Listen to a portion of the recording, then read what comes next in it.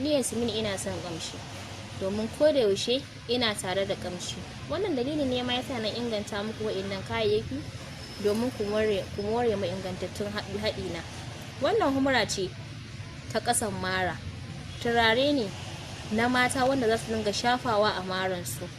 Mata, ƙasaitacciyar mace kada take iya mallakar wannan abun domin ganin ta mallaki zuciyar mai gida. Dan Allah maza ku cire son zuciya, ku cire ƙyashi. Ko da matar ka ba ta yi maka abin da ya kamata, ba ta gyara, ba ta abubuwa, kai ya kamata ka sa ta akan hanya. In ba ta gyara sai mata kayan gyara, in ba ta da tsafta sai mata kayan tsafta. In ba ta da ni'ima kira Yasmin harka a haɗa mata kayan harka. Kai kuma in ba ka da ƙarfin gaba kira na haɗa, yi magana da Abdul a haɗa maka kai ma kayan ƙarfin azzakar. Don Allah maza ku jajirce, ku daure, ina godiya sa'annan kuma ina fatan alheri gama yadda zaki ji yana ihun daɗi, wai baby, da ma dai sauransu. So wannan ihun da ake yi wajen sex, wajen jima'i, ihun yana da matuƙar tasiri wanda ma'aurata da yawa ba su sani ba.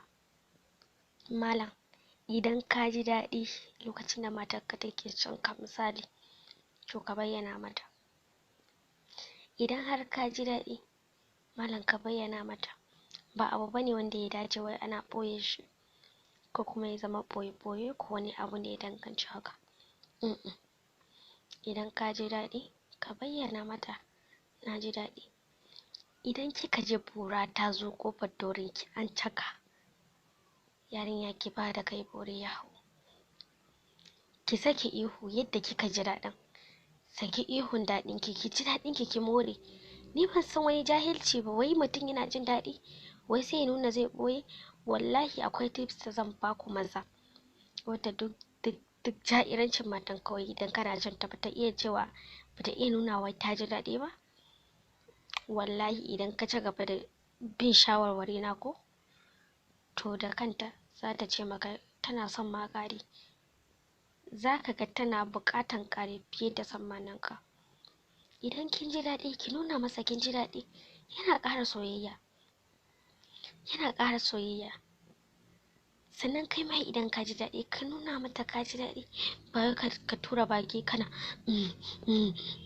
kana wani gurnani kamar wani zaki, ka kasa buɗe baki ka ce baby kin yi daɗi, wayo baby, da sauransu. A'a, to me yasa ba kwa yi haka ɗin? Ai yin haka ɗin yana da matuƙar muhimmanci guys. Akwai muhimmanci. Matarka ce fa ta sanna, matarka ce, ke kuma mijinki ne. To menene? Kika buɗe duri ya gani, ka ce ka tuɓe tsirara ta ga borarka kuka haɗu? Har ka iya saka borarka cikin durin ta, menene ya rage na kunya? A sake jiki a ji daɗi mana. Ni wannan abun yana damuna. Seriously, yana damuna. Wai sai ka ga mace ba za ta iya nuna mijinta wai ta ji daɗi lokacin sex ba? Wai sai dai shi ya yi rawan shi ya kiɗan shi.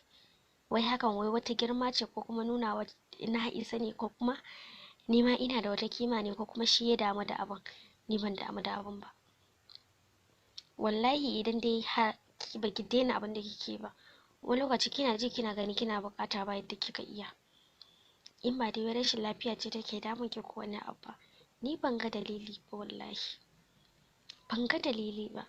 Idan kin ji daɗi ƴar uwata, na ji daɗi. Na ji daɗin bora. Kina son bora, kamo bora kike mishi wasa, boran nan za ta tashi. Ki faranta mijinki rai. Duk sanda kike son bora za ki ga bora ta tashi kyam, tana buƙatan ki.